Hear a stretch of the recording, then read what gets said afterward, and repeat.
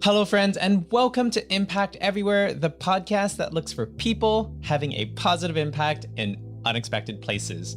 Today, we have Hugo Veiga and Diego Machado dialing in from both Brazil and Portugal. The reason we have two people dialing in today is because Hugo and Diego are the creatives behind an amazing project called Code of Conscience. Now, Code of Conscience was sent to me by one of my friends by the name of Ivan Cash, who's actually next week's speaker. And the reason I found the concept so intriguing is because of how elegant it was. It's a simple piece of code on some hardware that would prevent heavy machinery from illegally logging. No need to chase people down. If the machines don't work, things can't be cut down. And I loved it so much that I reached out to Hugo and Diego and asked if they would be interested to come and share their story and the challenge that they face on this podcast. So Diego and Hugo actually work full-time at a company called AKQA. So you'll hear them say this a couple times really quickly. AKQA is an advertising agency, and they are both master storytellers who've created a number of different impact campaigns, some of which we're actually going to play for you inside of this podcast. In this week's episode, Hugo and Diego will talk about the challenges that they face when trying to change human behavior, the way they go about to design campaigns that really resonate with people regardless of where they're from, and last but not least, the value of human connection and collaboration. I hope you guys enjoyed this week's episode. This is Hugo, and I've just asked him how the last months have been for Code of Conscience.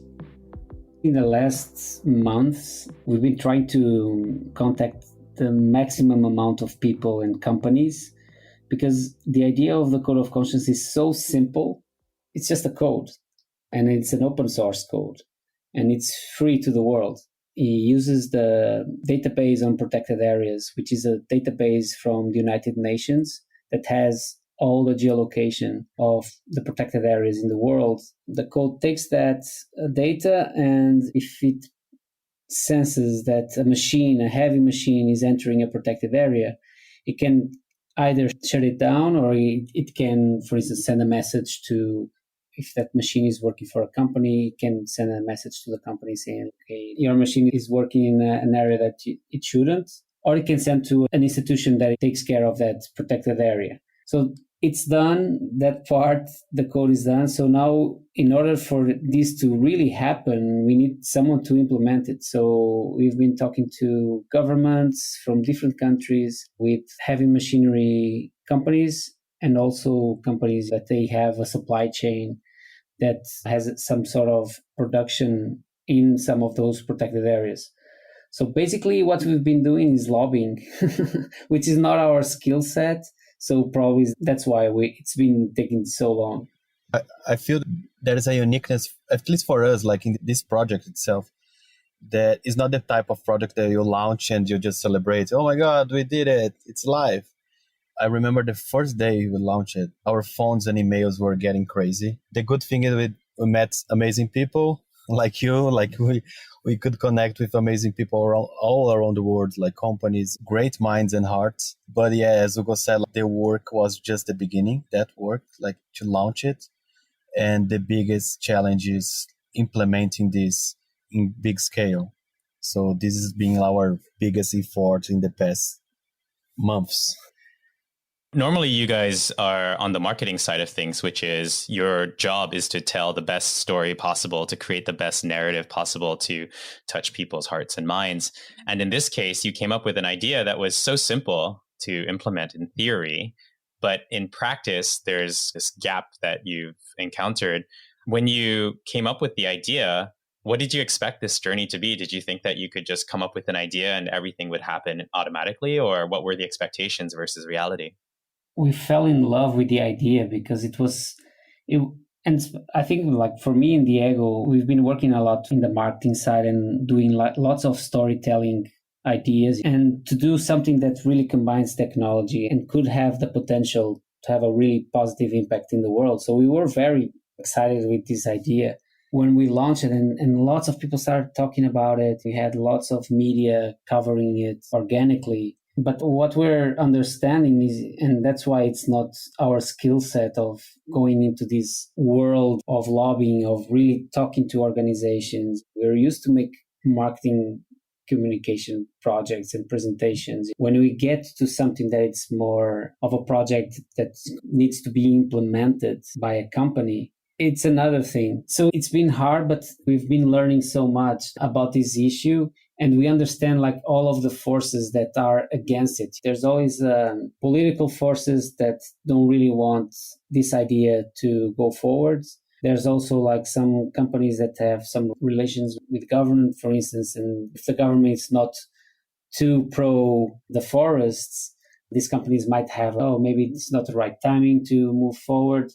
So it's a little bit harder than we thought, because this is a free tool. This is a free service. Like we're not earning any money, like it's here for the world.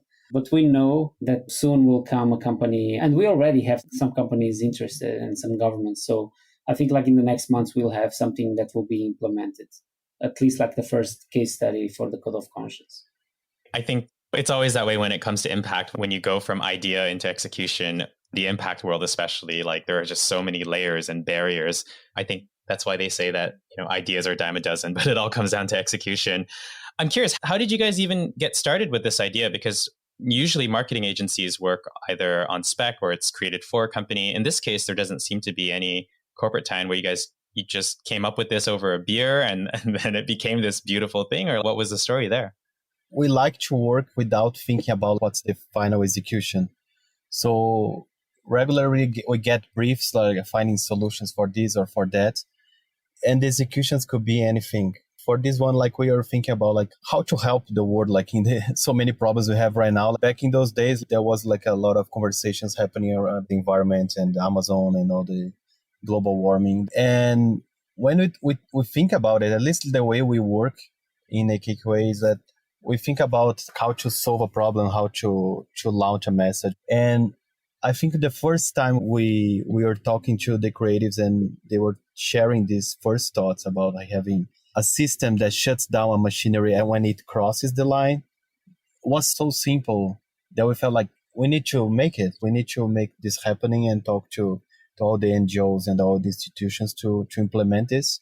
Of course, like it's really simple and I think that this is the beauty of it, but the challenge is like how to convince everyone to do it. So if you own a company, you have the machinery or in the supply chain, whatever responsibility.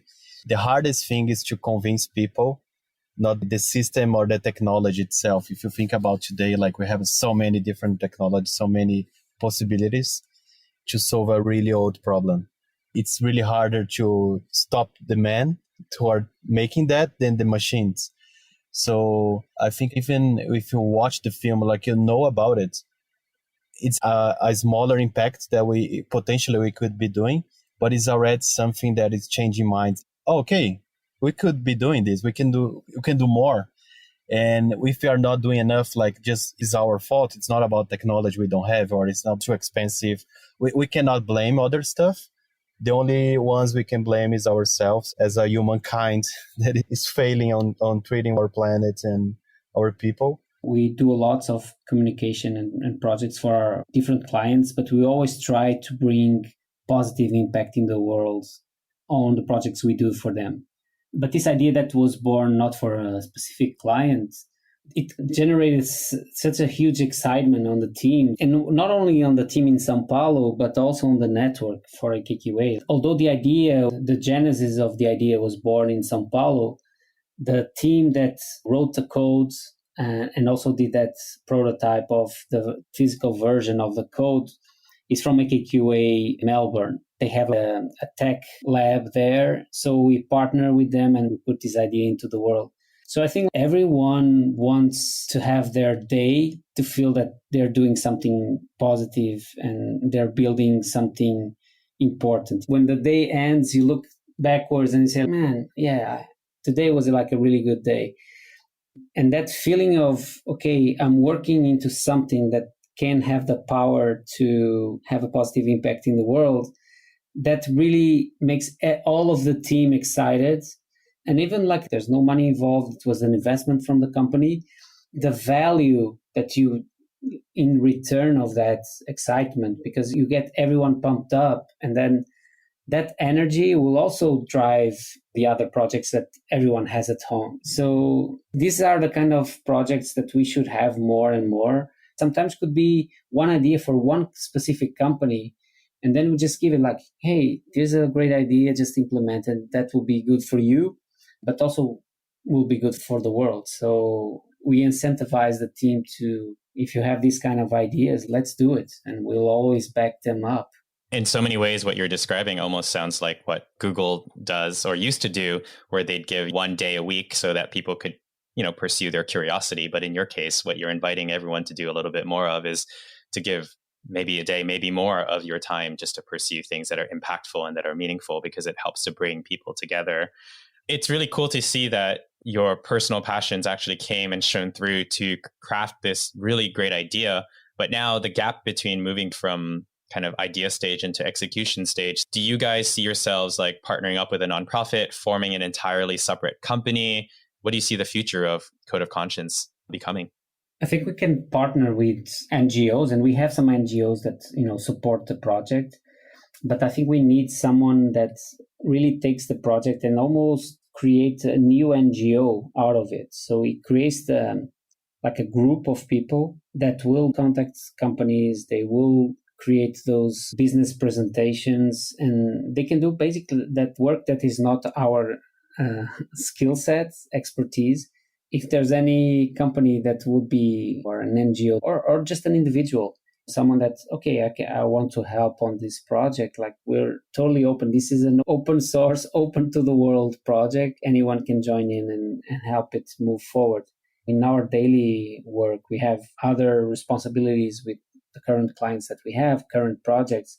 So this is really a side project. So if there's anyone in the world that really wants to pick this up and, and move it forward, like, we're super happy to give it, because this is really a gift to the world. Yeah. The first week we got it live, we felt the same. We said like, oh my God, like we could have 40 people working just on this, just focus on answering the phone, replying emails, doing this. But I think like our role, since there are so many different realities. If you compare, different countries are facing different problems, and legally is different. I think our role is mainly like to give all the tools to anyone implement by themselves. So we do the prototypes, we do the code, we can send out all the microchips and all the tools that you need to implement and adapt to a specific context. So I think this is how far we can go. And from there, people from Japan, from Australia, from Brazil can go there, because I remember in the first weeks and even today, like, we're still receiving like not just companies, but even governments talking like, how can we collaborate more? What can we do here? And depending on the scale, like, this can be really big in terms of getting people to implement this, tracking all the trucks and the machinery. This is like, for AKQA, is really about getting all the tools, the toolkit, giving to the government or like to a company, and from there they can implement and install that, and then we can be more like as a supportive company. Okay, guys, I just wanted to interrupt this podcast to let you guys know that if anyone listening is actually seriously considering hopping on board, volunteering, starting a company, whatever, do let me know at hi@impacteverywhere.org, and I will make sure to connect you guys together. And before moving on, I just wanted to play one of two trailers for those who are still a little bit uncertain about what Code of Conscience actually is. Today, despite its protective status, 1/3 of the world's reserves are now under threat from human activity. It's hard to monitor and stop humans from destroying our forests, but we can stop the machines they use. Introducing the Code of Conscience, an open source software that restricts the use of heavy-duty vehicles in protected areas. Code of Conscience uses data from the United Nations World Database on protected areas, updated by NGOs, governments, and communities around the world. Basically, we're creating a cyber shield for our forests. The Code of Conscience is free and already available for all manufacturers, so we plead for them to apply it in their future machines. They are part of the problem, but they can now become part of the solution. Please help spread the word about the project until it reaches all manufacturers, the forests, the life they embrace, and our future generations. Thank you for that. codeofconscience.org. For those of you who have a little bit more time, I highly recommend you go check out the full video where you get to see Chief Raoni, who is probably the most well-known indigenous Brazilian leader and environmentalist that is also backing this project. Back to the podcast, I decided to move on a little bit away from Code of Conscience because ultimately Hugo and Diego do a multitude of projects, and I wanted to get to know them a little bit more. Based on our conversation and the work that they do, I was really curious to understand more. What does impact actually mean to them? This is Diego answering the question. Oh my God, I think like we live in such a crazy period of our history. I'm based in Brazil, so you know I'm talking about. We have so many challenges to face, not just in Brazil, but like all over the globe. And I think everyone is learning that everyone has some more responsibilities that we learned in school. At least for me, I'm 30 years old. As we grow, we have more responsibilities on the environment, on the people that we are surrounded, on our kids, our families, and the work that we do. It's not just about approving an idea from a brief that you get or however it looks good for the budget, but like always pushing for a better place. But it's not every day that you're doing this. Sometimes it's behind the cameras that you can do the bigger impact. So on the type of talents that you are bringing to the team, on building a healthier relation between agency and clients, or having a fair competition between other agencies or other competitors, or giving access to more people to learn how to be a professional. At the end, like we measure if we are happier at the end of the quarter of the year, and not if just the numbers are bigger. And I think the more people you are helping or giving any kind of help, it shows that you are in the right path. Sometimes like you are able to help 10 people would be like amazing help for them, and you change their lives, even if no one will see that. Sometimes you can save a forest implementing like a big system all over the world. Every day we can do something. Sometimes it's with the client, sometimes we'll be like just by yourself and protecting the ones you're working with. I think it's everyone's responsibility, and we need a wake-up call for the world. And I think let's take this crazy 2020 and the years that we are living, really crazy years, to really reset our mindsets and think about like how can we make it a little bit better for the next generations. I love what you said about it's not just about the campaigns that you create, but what you do and how you live your life and how you lead your life, because there is so much of it that is unseen, right? Just because you're making an impact and it's not visible or measurable or part of your professional life doesn't mean it's happening. This is a recurrent theme, which is start where you are. Whatever it is you're doing, you can do better. You can be a better person. So that message always shines through really strongly. When it comes to the actual work that you have created, you guys have done some absolutely phenomenal pieces using stories to make a difference, whether it was the collaboration that you guys did with Usher to Don't Look Away, which I thought was so genius, where the song would stop the minute people stopped looking at the names of victims from police brutality, or your Dove Real Beauty sketches of actually reflecting back to people how they saw themselves and how mean they were to themselves. How do you even get started into the quote unquote business of telling meaningful stories? I think when you have a great idea, the client will buy it. Sometimes he might have an idea that, I would like to have an idea like this some sort of solution. But sometimes they already have something on their minds.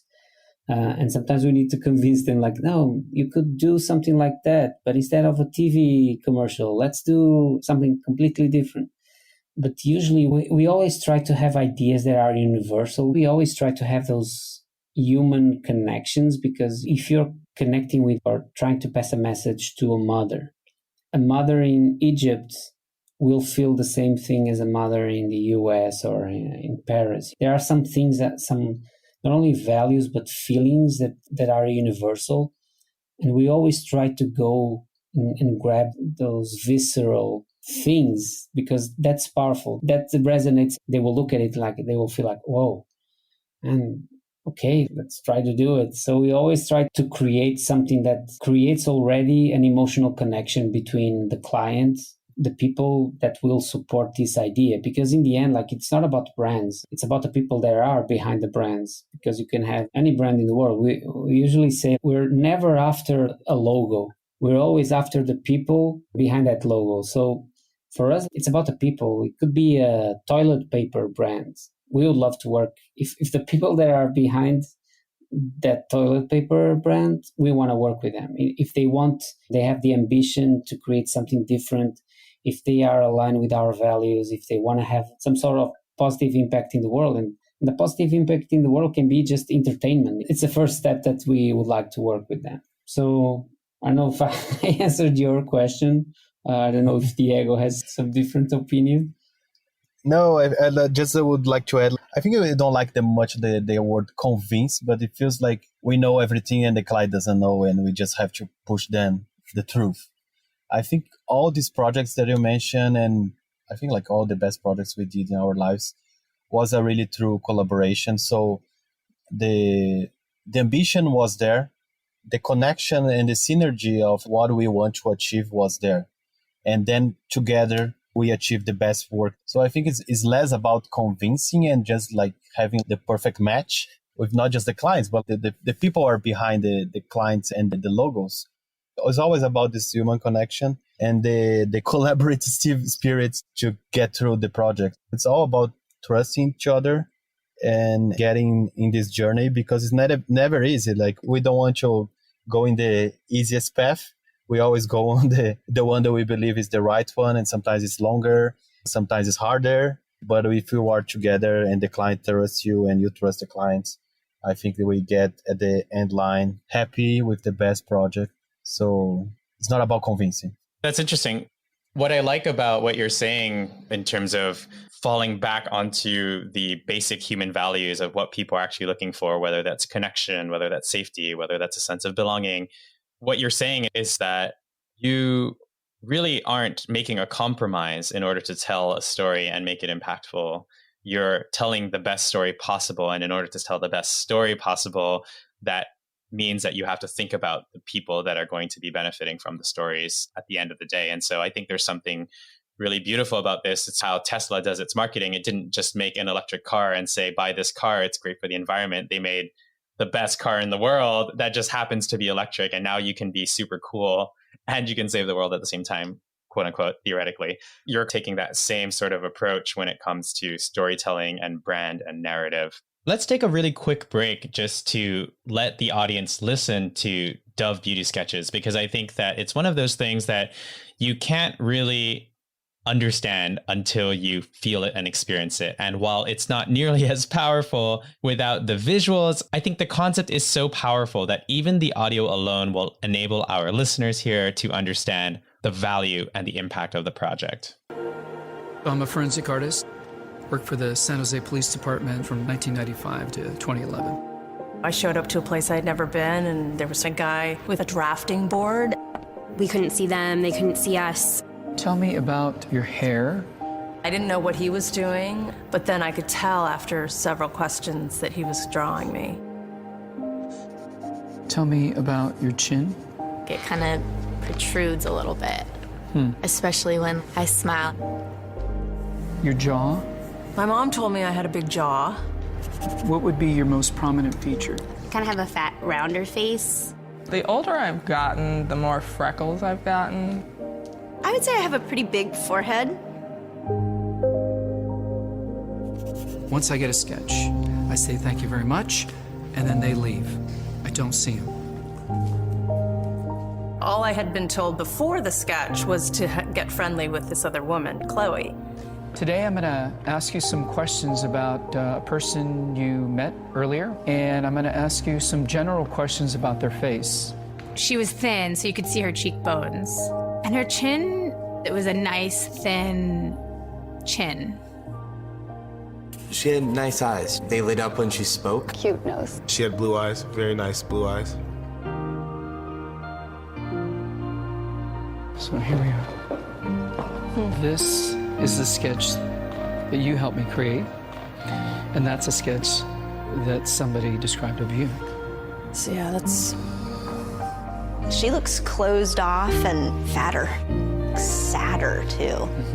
The second one looks more open, friendly, and happy. I should be more grateful of my natural beauty. It impacts the choices and the friends that we make, the jobs we apply for, how we... Oh man, it's just so good. And this is just the audio. For those of you who actually want to watch the piece properly, just Google Dove Beauty Sketches. It has over 60 million views on YouTube. I think it's actually the most viewed video by Dove ever. Back to the conversation. Could you guys actually tell me what is the single most common trait that happens between all these different and diverse projects that span so many different kind of mediums? Like, what do you think is the one key piece of the puzzle that is necessary? I think one thing that we always think about is like how to simplify stuff. If you have a new point of view on a topic, how can we really simplify this and make it like a more as a global insight, or like something that we resonate for someone here in Brazil, but also someone in Thailand or whatever. Maybe you can tell about like a whole 10 episodes of a series in one tweet. What's the Breaking Bad plot? Oh, it's about a teacher who's facing this problem and he becomes a drug dealer. Okay, got it.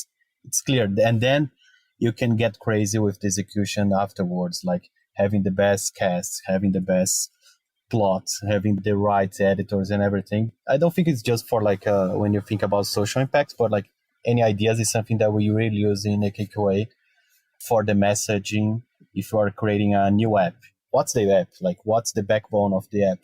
When you go for the visuals, like, what's the insight that you're gonna design here? It's not about, we like this color because this is a trendy color, but no, it's like, what's the insight behind this design? So I think simplify things is key today. We are always like having so many things popping up on our eyes. Like everyone is trying to steal our attention. Ads, content, people, WhatsApp, SMS, Facebook, like any kind of so many social medias, emails, phone calls. So when you are having a really simple message and is a new point of view, it can become like an amazing tweet. It can become a new TV series. So I think simplify things and watch a lot of things, like read, watch, and absorb as many content as we can in different areas. I think like advertising or brands normally just absorb things from brands. So if I work for, I don't know, Nike, I've been just following like Adidas, Puma, and this and that. If I work for Coca-Cola, you've been watching like other sodas content and ads. Like when we open our minds and everyone can be a competitor, everything can be an insight for you. I think simplifying stuff is something that we always try to push. Got it. This idea that everyone is competing for the same 24 hours is really what you're competing up against, right? Because everyone has 24 hours of the day. It's the great equalizer. You're not competing against another company. You're competing for one person's time. And so remembering that that is the competitive landscape is always super important. How do you guys know when something is successful? Do you have a metric of success that you guys have internally or externally, or maybe even both? Today, the clients and the brands also understood that they need to be creative. They need to do something that, why would people give a shit to what you're doing? So instead of, if you don't invest in an idea that has that potential, you're just losing money, because the money that you're going to put, people won't see it. If it's a bumper ad, they will wait for the 6 seconds and they just like skip the ad. So you need to create something that in those 6 seconds, people will get like, this is interesting. Let me continue watching it. You need to get into people's life and you need to be meaningful for them.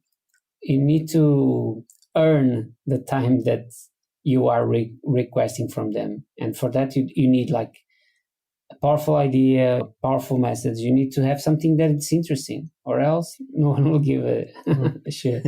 Yeah, I feel like also like AKQA has like so many different skill sets.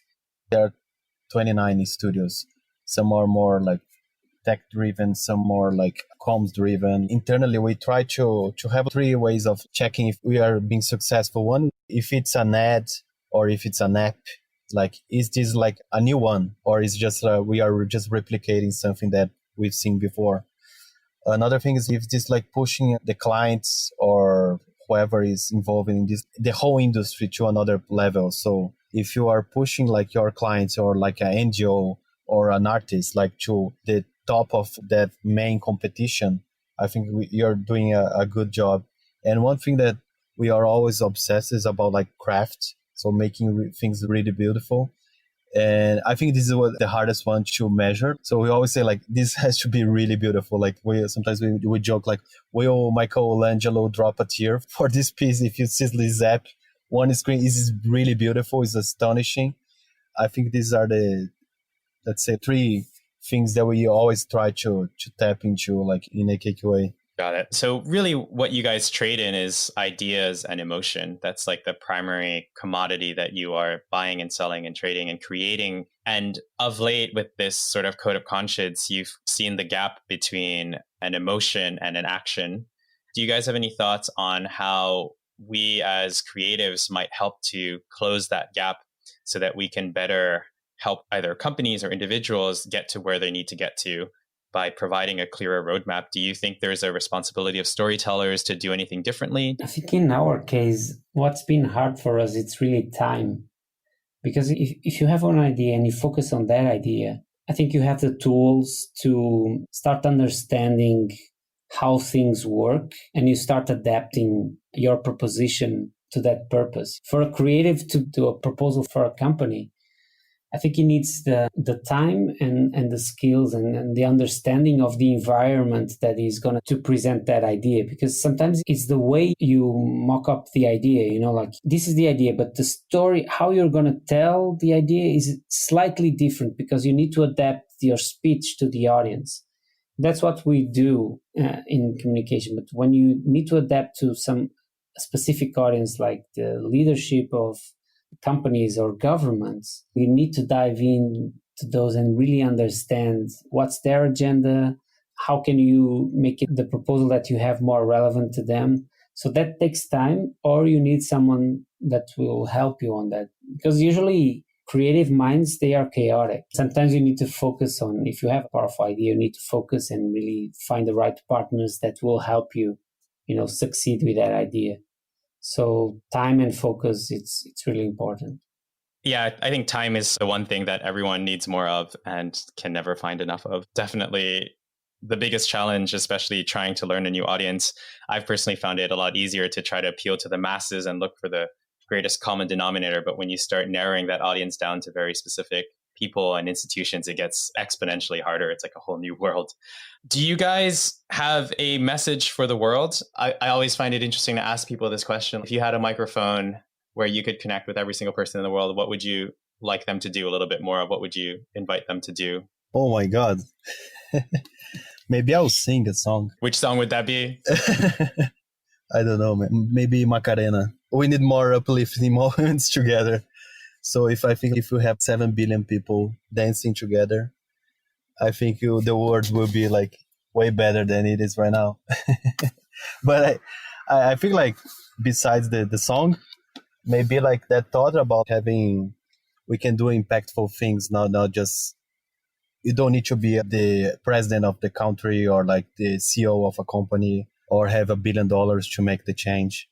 I think like if you do the change just for your neighbor, it's already enough. It's already good. So anything counts. What about you, Hugo? I agree with Diego. Like if we try to have, I'm going to change the world, you'll get nuts and you won't do anything. So really focus on your own micro environment and try to have an impact. Like in your family, sometimes it's just like, how can you motivate your family members? How can you spot that someone might not be in their best days? It's really focusing on the small, because that can have a ripple effect that can amplify your goodwill. And just to give an example, we once were invited to participate it was a school of advertising, and the school came and said, we'd love to have one of your clients to pass a brief to the team. They are on the 4th year. So that will be their ending project for like the master degree. I said, but let's not bring like a huge client. Let's invite them to look into their neighborhood. And there are so many micro business. There might be like a hairdresser or like a small business, like really local, and really try to bring everything that you learn and give that to those kind of people, because they don't have access to that. And how can we improve their business using communication? And the result was so incredible. Like, the leader of the project that was like, he was responsible for that. He said it was the best project that he saw their team, their students doing, because they were so happy because they were actually helping someone they knew. So they went there, they had conversation with them, to those small business. And just the fact that they felt that they were helping those small business, that made the project much better, because they were doing something good that could have something that was going to happen, and not just like a fictional brief. So I think it's a good example. Like, we always have someone that is close to us that we can help with our skills, and that will make us feel so good. So we should be looking more in a short distance and less looking into the world, because sometimes what will make us happy is right, next to us. I love that example. That's so beautiful. I guess the sad part is, if you had brought in a big brand or a big client, and if these kids had said, oh, we did this project for Nike or Adidas or any one of these big companies, it would have made a better portfolio story. And I think that's one of the challenges that we face as artists coming up who care about social impact. It's that what is valued tends to be these big name brands and these big awards, as opposed to the impact that it's actually had on people, because it's so hard to measure and tell those stories. So I'm personally hoping that more case studies like this start to happen, so that the local starts meeting the global more in the middle. And so hopefully fostering more of these experiences. I'm curious, people here who would like to follow you and keep up with the work that you guys are doing, where should they go? Is it just AKQA, or should they go somewhere else to follow both you, or should it be Code of Conscience? I feel like AKQA is like, we've been working a lot on the AKQA.com, Instagram, social channels from AKQA. There are so many projects that AKQA is producing, especially now during these crazy times, everyone is home office. So we've been really connected with the network and having more global teams and collaborating with each other. So I think like there are lots happening there. And of course, the Code of Conscience, we have the website as well, and Instagram. It's always great to have like news there, because the more people get there, more impact we can make. And TikTok, always. AKQA TikTok? No, just kidding. We don't have a TikTok yet. Yeah. I was like impressed. Whoa, Diego, is there something new that you can tell me? I'm a new influencer on TikTok. No, not yet. Just 10 followers. All good. Thank you guys so much. If you wanted to get on TikTok, I'm sure you'd find a way to crush it. Yeah, I love, man. I don't post it, but I love it. Alrighty, guys. So once again, the 2 links to look out for are AKQA, those are all letters, as well as codeofconscience.org. If you don't know how to spell conscience, just type it out on Google. It'll do the work for you. I know I've certainly been struggling. How embarrassing. Anyways, if you enjoyed this week's episode, you can always go to impacteverywhere.org, where we upload a summary that is really easy to share with the world, along with a bunch of Instagram stories, quotes, audiograms, as well as the podcast art that I'm really enjoying creating. Next week, we're going to bring on board Ivan Cash, who is a master at human connection. He spent his entire life fighting against this digital tidal wave of distractions, and he'll be sharing his passion, his projects, and for those of you who are just a little bit curious and don't want to wait too long, you can always just search Ivan Cash on Google and you'll stumble across his work. It's absolutely fantastic. I hope you guys are having a wonderful week despite all of the craziness in the world, because impact is everywhere.